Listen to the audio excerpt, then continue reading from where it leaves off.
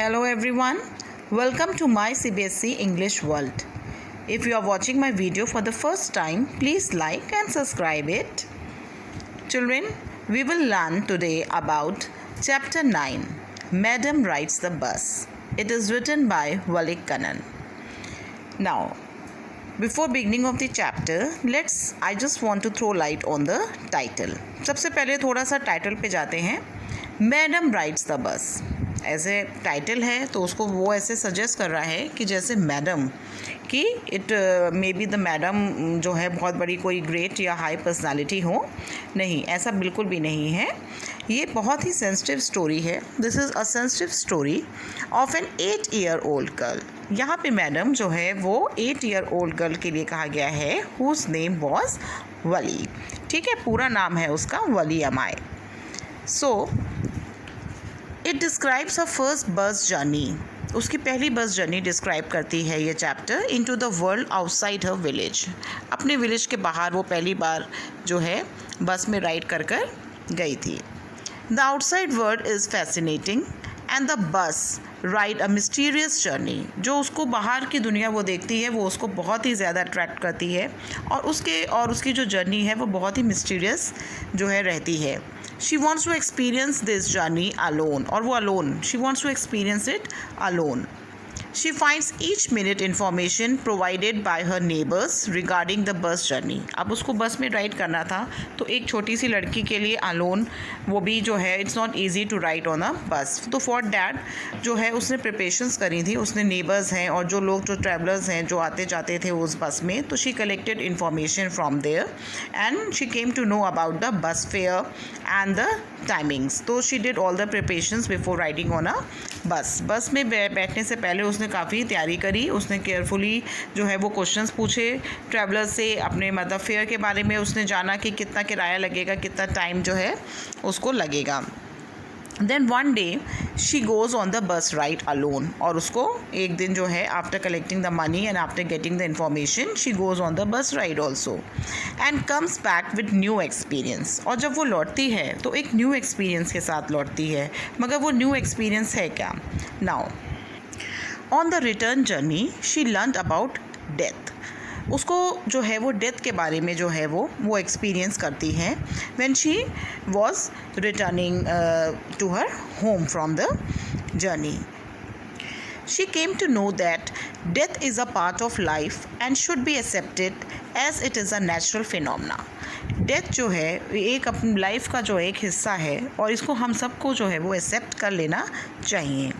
सो दस the bus journey made her learn a lot of things. तो उसने क्या क्या लर्न करा? उसने जो ब्यूटीफुल जो है उसकी जर्नी रही और जो उसने डेथ के बारे में जाना. तो चलिए एक डिटेल समरी मैं आपको समझाती हूँ कि what goes with Valli. Valli lived in a village and was very curious about things. Valli एक गांव में रहती थी और उसको चीज़ों को जानने की बहुत इच्छुकता हमेशा रहती थी. Her only way to pass her time was to stand at the door of her house. उसका जो केवल पास टाइम था वो था कि अपने घर के दरवाजे पे खड़े होकर जो है वो स्ट्रीट में होने वाली चहल पहल को देखना. To watch the hustle and bustle on the street. केवल ऐसा क्यों? क्योंकि उसके साथ में उसकी उम्र के जो है कोई भी साथ में खेलने वाला कोई भी बच्चा नहीं था. She was not having any friends of her age living near by house with whom she could play. Standing at the front door was as much enjoyable for her as the games for the children. मतलब दरवाजे पर खड़े होके बाहर की रौनक देखना, street पे क्या चल रहा है ये सब देखना जो है वो उसके लिए उतना ही इंजॉयबल था जैसे कि बच्चों के लिए गेम खेलना होता है. सो watching the street gave her many new unusual experiences. और उसके लिए ये एक एक्सपीरियंस भी जो है वो कुछ ना कुछ उसको मिलता था बाहर जो है वो खड़े होके स्ट्रीट पे देखना. Her main attraction was the bus, which used to take the passengers from her village to the nearest town. और सबसे ज़्यादा उसको क्या अट्रैक्ट लगता था? सबसे ज़्यादा जो है जिस चीज़ से वो प्रभावित होती थी वो थी बस, जो पैसेंजर्स को उसके जो विलेज से जो है वो नियरेस्ट टाउन तक लेकर जाती थी. Wali's main source of joy was to see every time new set of passengers coming and going by बस। तो वो हमेशा जो है वो बस जो है वो नए लोगों को लेकर जाती थी और और वहाँ से जो लौटती थी तो नए लोग होते। तो ये सब देखना जो है वो उसके लिए किसी भी जॉय, मतलब सबसे ज़्यादा उसका सोर्स ऑफ जॉय था कि नए सेट ऑफ पैसेंजर्स वो देखती थी आते जाते। And she always watched the bus and slowly riding on a bus had become her deepest desire. धीरे धीरे जब वो रोज़ ऑब्जर्व करने लगी तो उसकी जो है वो उसकी डीपेस्ट डिज़ायर, मतलब मेन जो है वो उसकी इच्छा हो गई कि मुझे बस में राइड करना ही करना है।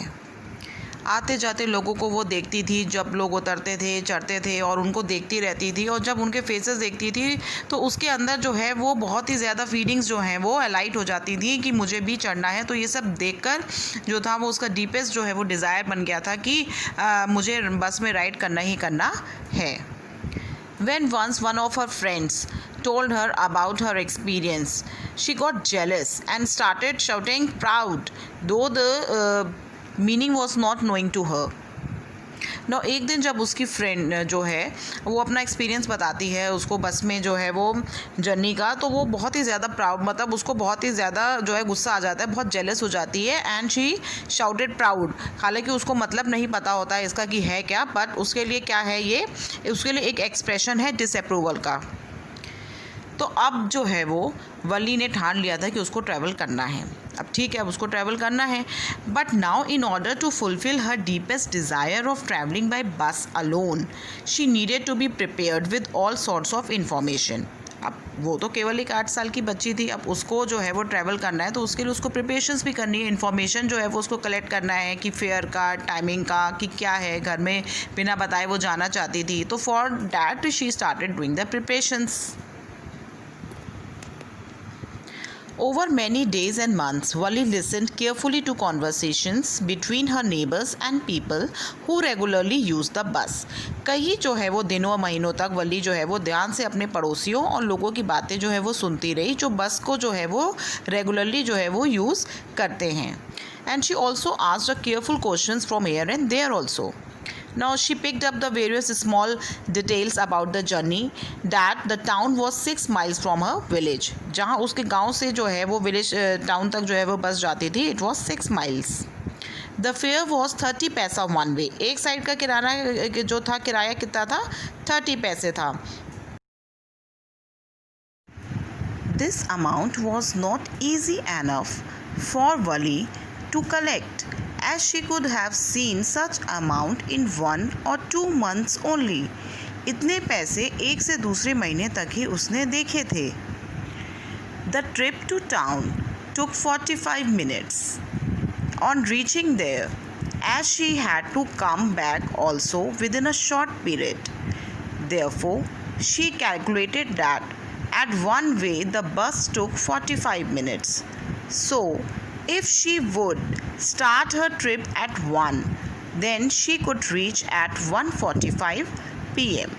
Now वली ने ये सोचा कि उसके गांव से जो टाउन तक ट्रिप जाती है वो 45 मिनट्स लेती है और उसको उस दिन ही वापस आना था, तो इसलिए उसने ये सोचा कि अगर वो 1 PM की बस लेगी तो वो 1:45 PM तक वहाँ पर पहुँच जाएगी।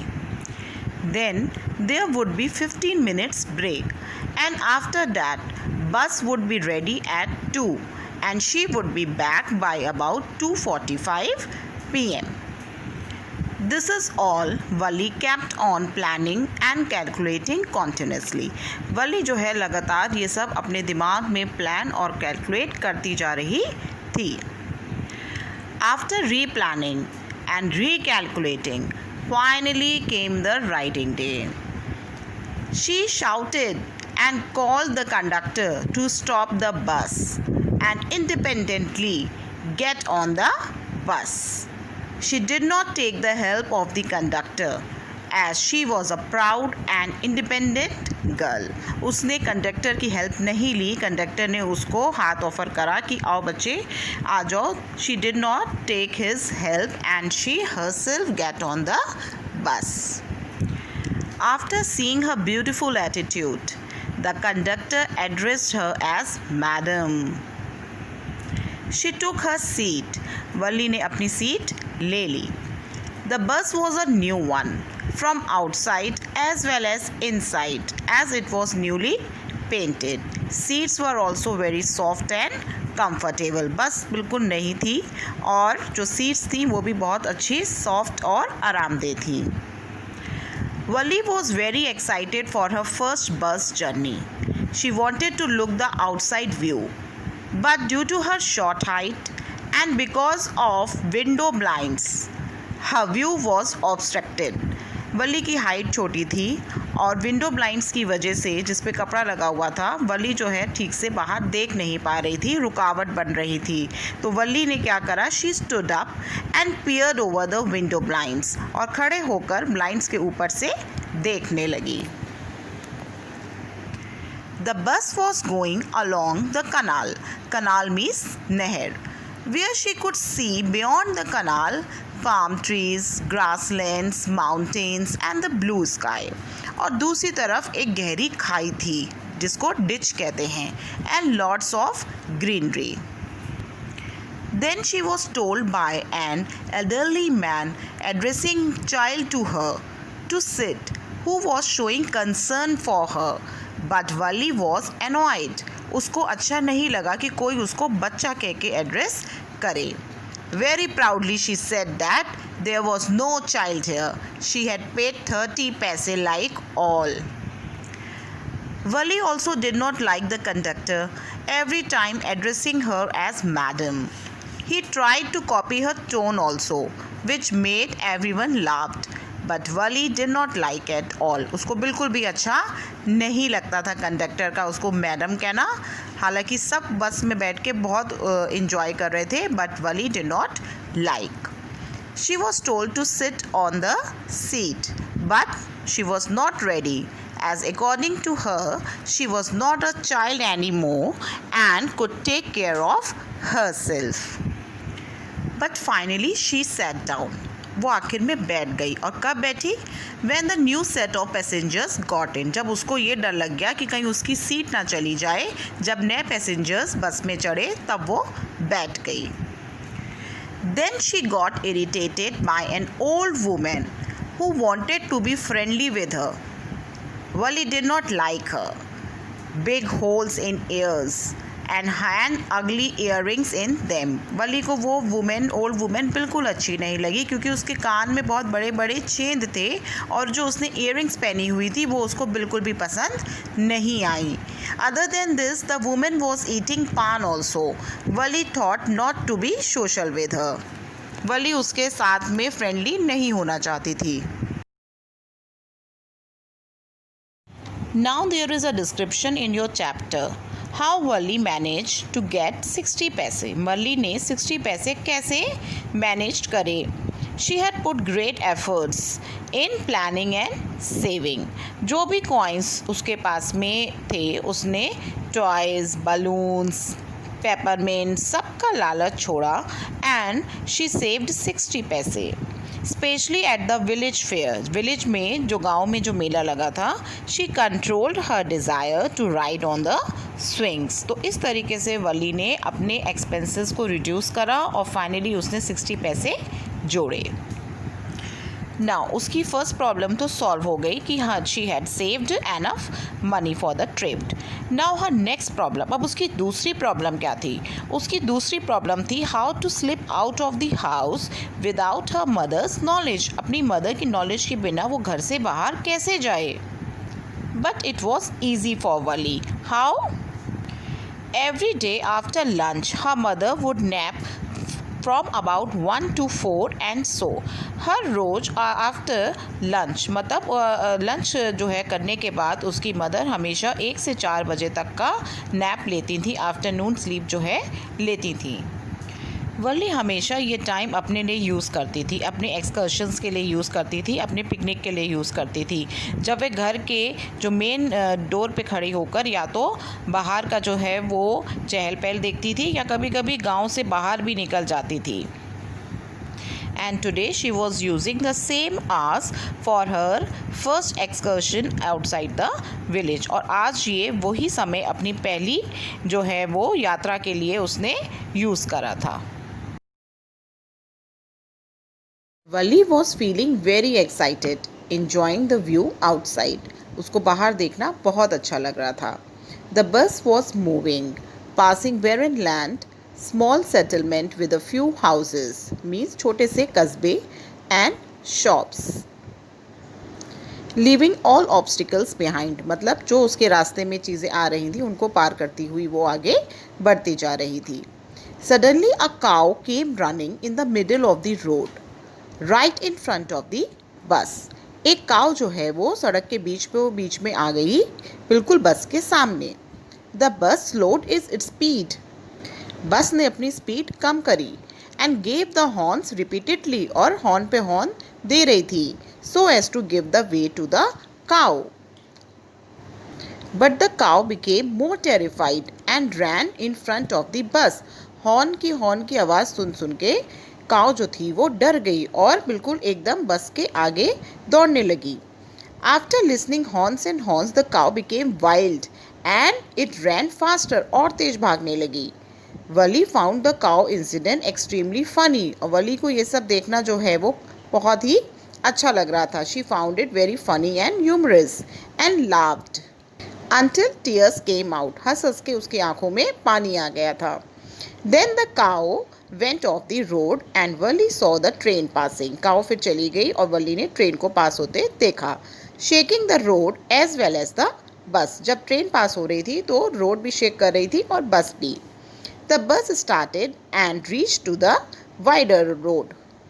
बस स्टार्ट हुई फिर से और एक चौड़ी सड़क पर आके पास हो गई.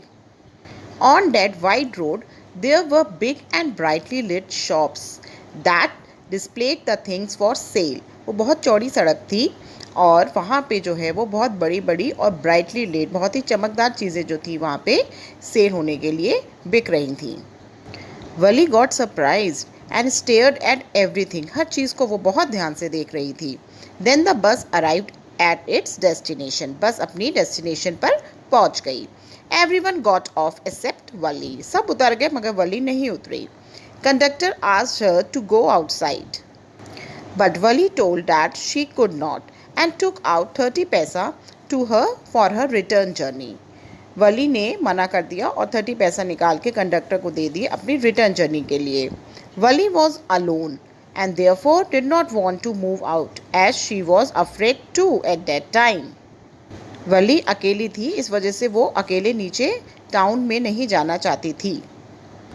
कंडक्टर ने उससे फिर पूछा कि वो अकेले टाउन में क्यों नहीं घूमना चाहती है. उस पर उसने रिप्लाई दिया that riding in the bus was nothing to be afraid of but she could not travel alone in the town. तो बस में अकेले ट्रैवल करना एक अलग बात है और टाउन में अलग ट्रैवल करना एक अलग बात है. तो वो अकेले नहीं जाएगी as she was afraid of it.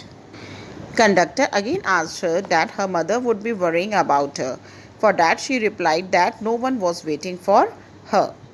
Now the return journey began. अब रिटर्न जर्नी फिर से जो है वो शुरू हो गई 15 मिनट्स के ब्रेक के बाद. Valli was as much excited as earlier. Valli उतनी ही एक्साइटेड थी जितनी पहले थी. Her excitement went away when she saw the cow lying dead by the roadside. मगर उसकी एक्साइटमेंट जो है वो चली गई जब उसने काऊ को जो है वो मरे हुए सड़क पर देखा. Some vehicle must have hit it. उसने सोचा कि कोई ना कोई व्हीकल जो है इसको हिट कर गया. वली asked the conductor. He confirmed that yes, it was the same cow. वली ने कंडक्टर से पूछा क्या ये वही काव है. तो कंडक्टर ने बोला कि हाँ ये वही काव है जो उसने थोड़ी देर पहले जो है देखी थी. Her joyful mood changed into sadness. उसका जो खुशी का जो उसका चेहरा था या उसका जो मन था वो एकदम से सैडनेस में चेंज हो गया. She wondered how a lovable beautiful creature just a little while ago changed into a horrible and lifeless one. उसने सोचा कि अभी कुछ देर पहले ही ये कितनी आराम से और मस्त होके जो है सड़क पर चल रही थी, लवेबल एंड ब्यूटीफुल क्रिएचर, मगर अब थोड़ी ही टाइम बाद जो है ये एक बिल्कुल ही एक हॉरिबल और एक लाइफलेस जो है वो क्रिएचर में चेंज हो गई. The bus moved on but the memory of the dead cow weekend her enthusiasm.